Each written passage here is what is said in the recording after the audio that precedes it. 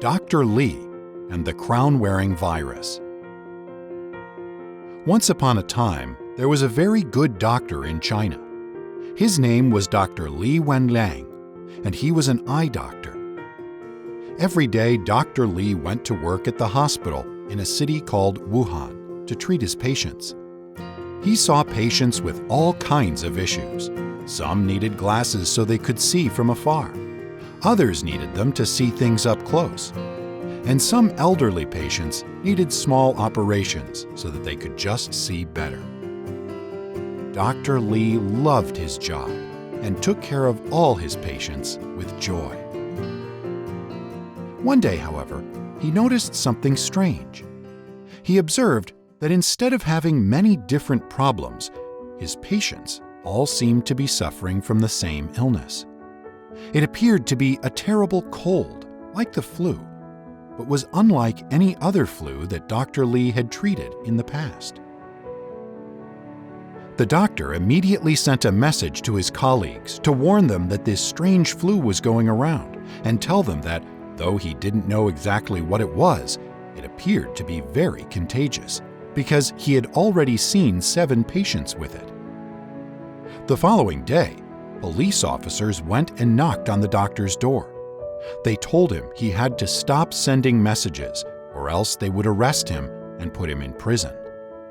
They thought the doctor was getting worked up for no reason, and they didn't want him to frighten the other doctors. But as the days went by, more and more people got sick with this strange flu. Now there were very many ill patients. Dr. Li's colleagues quickly realized that he had been right. This flu was caused by a virus that they had never seen before. They began working together. There were those who observed the virus in the laboratory to understand how it spread, others who treated patients, and those who tried to develop a vaccine to protect people. For every patient they treated and every hour they spent in the laboratory, the researchers, doctors, and nurses learned something new.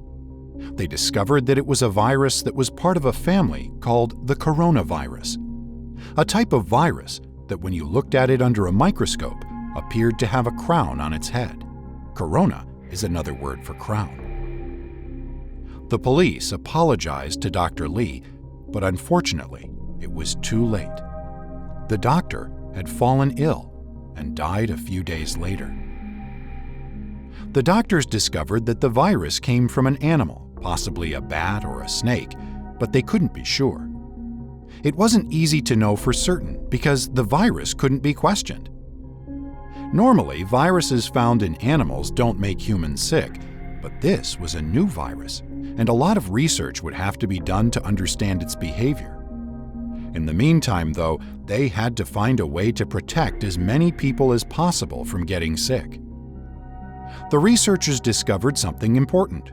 Even people who didn't have a cough or fever could hug, touch, or kiss someone and unknowingly transmit the virus to them.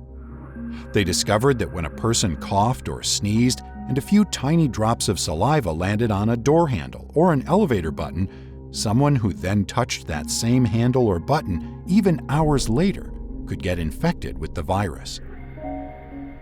They also discovered that washing your hands thoroughly with soap made the virus disappear. Finding a vaccine became urgent so that people could stop worrying when they hugged each other or called the elevator. In fact, vaccines protect people from getting sick even when they come in contact with the virus. It's thanks to vaccines that we are no longer afraid of getting measles or chickenpox. But what could be done to prevent people from getting sick while researchers around the world were trying to develop a vaccine? The scientists came to a conclusion. People had to be asked to stay home because this way the virus couldn't spread and there would be fewer people falling ill. Those who did get sick would get the care they needed, and the researchers would have time to find a solution. The doctors in Wuhan told their colleagues in other countries about the new virus, but many thought it was a Chinese problem and wouldn't affect them, so they weren't concerned.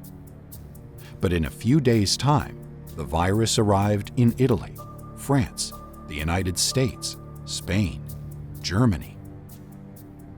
In the beginning, nobody wanted to believe it.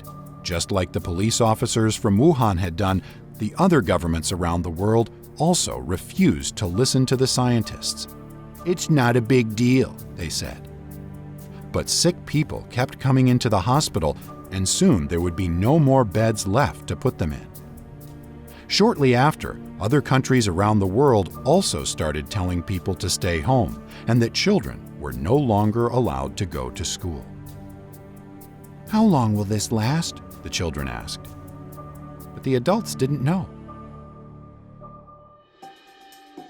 They did know, however, that even though the schools were closed, the kids had to keep up with their schoolwork and studies.